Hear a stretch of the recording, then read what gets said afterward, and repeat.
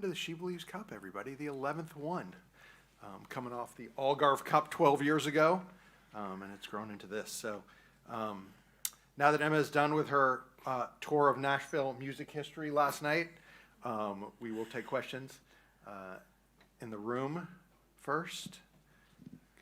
Go ahead.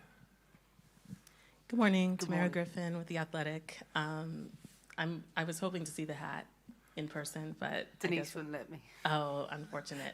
I'm thinking back to the last She Believes Cup, and one of the quotes that really stood out to me was from Ali Sentnor, who said the match against Japan was the hardest she'd ever played in her career up to that point, and how this recurring tournament sort of offers a chance to sort of mark progress. So I'm curious how you've seen the growth of those players for whom the last She Believes were the hardest matches they'd ever played, and how you're sort of looking at this one as the next step in their development. First off, I love that you referenced that, because that's the part I know I talk about it all the time, but I love development. And as Carol Lawson always puts it, our job is to teach them how to handle hard better. And when I think back to those games, I remember having this conversation with Denise. We knew what we were putting them into, so I always referred to it as the frying pan. And I knew that it was going to be a situation that was overwhelming, but I knew that they had the foundation to build from. And I look at that as a marker, as a moment that I think really accelerated the next phase. And I think without that experience, I'm not saying it wouldn't have been accelerated. Sometimes being humbled and recognising where your gaps are become the next opportunity for growth. So when I take someone like Ali Sentner, I had a great individual meeting with her this week, and I reminded my staff of this. I said, Ali Sentner is super ambitious. She's about doing that today, not tomorrow. She has set lofty goals for herself, and she is fine to live with those things. I've seen such a maturity in her, and just sat with her talking through her pre-season at club and all the things that she now thinks that she's got in her locker to go at the next step. I'm 12 months on thinking, oh my goodness, I'm so excited to see this year's version of someone like Ali Sentner or Claire Hutton or Lily Johannes. Could name many of them, but I am absolutely certain that the gap from top to bottom is that, and that was the aim. That is the aim always of development, of creating competition, and I feel that we are in a much stronger position. I always rewind back to the Olympics, and I say to myself, I felt really clear about 14 players. The gap I felt was much bigger in terms of experiences, and if the Olympics were tomorrow, I think we're in a better place because of that. Our goal now is closing that gap between now and qualifying for each and every one of them, so that as we hit the ground for the qualifying campaign, that this team is, even further along than it is already. Anything else in the room before we go online? Go ahead, Celia. Hi, Emma. Celia with Goal. Celia was who you talked to about soccer mom Yes. the other day. Yeah, Yes. I remember. Yeah. That's why my baby is also here. Well, good for you. I am always interested in what makes a successful first game when there's 3 games. So, like, when you're thinking about, the long journey ahead of these 3 matches coming up, what would be a successful first match against Argentina? Well, the first is that every game is of equal importance in any situation. And the players will tell you this, we approach every game exactly the same. You can't have, this is a bigger game. No, every game deserves the same attention to detail and the same preparation. I think my expectations from us is to impose ourselves in the dominant way that is to be expected, but with the consistency in the parts of our game that are becoming even more pronounced, or that we're locking into. And I'm not going to say what they are because, but the team does, and the team have been intentionally training towards that. That's the first. The second, this is a tournament opportunity, and we have the chance to not only rehearse that mentality and practice ahead of a qualifying campaign. For some, like Sonnet, this is different for her, but Maddie Darlene, Jamise Joseph, even Ali Sentners and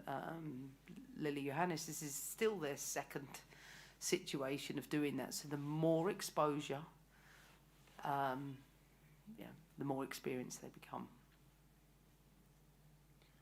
Let's go to, if anyone else online has a question, please raise your hand, but we'll go to Jonathan. Go ahead, JT. Thanks, Aaron. Good morning, Anna. Good morning. I'm writing a piece about Erica Dombeck, the head coach at Penn State, who used to be involved with U.S. soccer, and I'm sure you've met her a million times at coaches' conventions and whatnot. What do you think makes her so good at not just winning collegiately, but developing players who are national team caliber, as we've seen with Sam Coffey and Kate Wiesner and so on? Now, that's a great question. And first of all, I've known Erica a long, long time, from my early ODP days in the early 2000s, and as you mentioned, from coaching conventions and lots of colleagues who we've almost grown up together. She's someone I have hugely admired. I always looked up to her as a benchmark, not just as one of the best coaches in the country, but one of the best leaders. It's the way players speak about her, it's the way other colleagues speak about her, is a real testament to not just the quality she has, but the longevity to keep doing that and to keep producing players that whose characters you can clearly see have been well shaped. Not that they're born with those things, but you can really see a player that has played for Erica. You know who they are,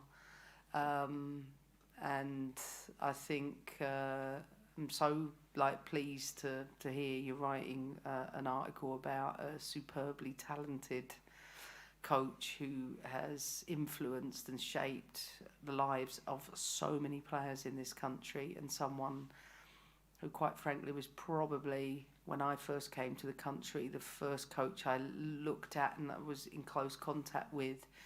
I thought, she's the best, and I think she's quietly had an influence on my own career. Well said. Let's go to Sylvia. Hi, Emma. Good morning. This is going to be a two-part question, so forgive me, it'll be as quick as possible. Since the last U.S. camp, Crystal Dunn has announced her retirement, and so I just wanted to get a few thoughts on her impact on the program, and then I'd be remiss if I didn't ask, on this last day of February, can you speak to the impact, both past and current, that Black players have had on the U.S. program?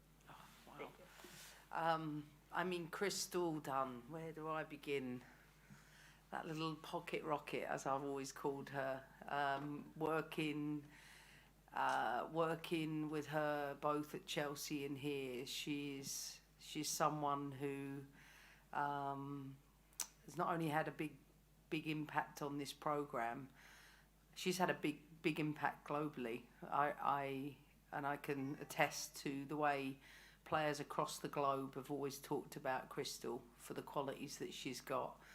I played her as a wing back because we all know how much she loves to get forward, and I think I always preferred her playing in areas high up the pitch, and the impact she's had on the teams has been second to none. Off the pitch, she's one of my favourite people in the world. I know I will be in Crystal's life because we've journeyed a lot together, and she's someone whose opinion I value, her experiences, her insights. I hope, whatever she does next, and her and I did have a conversation about this last week, I am certain that she will continue to have a big impact, not just for the game of soccer, but for the black community in soccer. And I can't imagine how that must have felt for her very early on in her career. I'm sure it must have felt quite lonely, playing for the national team as one of the only black players. But she has been a role model for so many.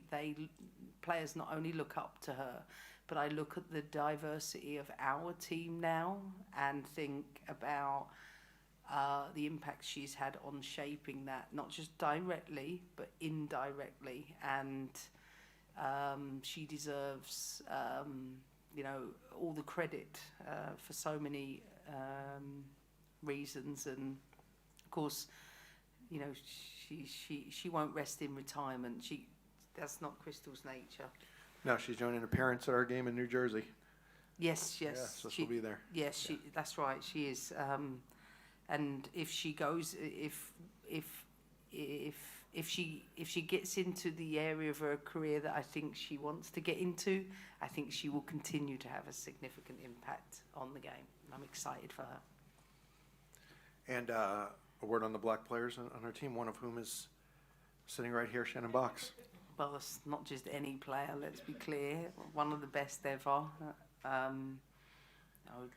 Like I said, I'm really proud to build upon that. I know that's something that was really important for me when I took this job, to be intentional about providing opportunities. I believe in diversity, and I believe in creating environments that are representative of the culture that we live in. So thank you for trailblazing and having to endure probably really tough times. So appreciate you.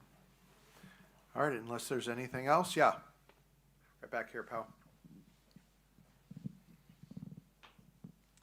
A couple days ago, we heard from Sam Coffey in a similar setting, saying that she believed that the team still had a little bit more to go in terms of speaking out on social issues, but that there was work being done to get to that point. And I'm just curious where you, as a head coach, sort of view your role in that. It's also a form of development, leadership, and being able to do brave things in hard times. So I'm just wondering where you see your role in that kind of development. I thought Sam Coffey put it eloquently and perfectly for where she's at and where she thinks the team's at. I think I've always done that in my career. It might be done slightly differently in England than it is in the US. And sometimes I think it's extremely challenging as a woman to be able to do those things, and can be even harder to do that as a woman. When I say this to Hive quite often, when you spend so much of your career always having to talk about the hard things again and again and again, it can grow tiresome at times. And of course, to your point, especially in around the conversation around the hockey gold medal situation, I think once again we can't. Both teams don't get the opportunity to enjoy what is the most important moments in their lives, but once again, women have to be the ones to speak up about the very things that we have to experience day in, day out. And so, yes, I think it is important to do that, but I also think it's important to acknowledge that we have to deal with so much, sometimes vitriol opinion, especially in social media, and I think we have to respect that we have lives too, and I think we being thoughtful about things and not and being considered about things are because unfortunately sometimes we want to focus on our sport and focus on our football, but once again we have to keep talking about things that sometimes I wish we didn't have to. Awesome. Thank you, Emma. One more thing I'd like to do is get a picture of you and Celia's baby together. What do you think? All right, let's do it right over there. Oh, I'm up for Okay. that.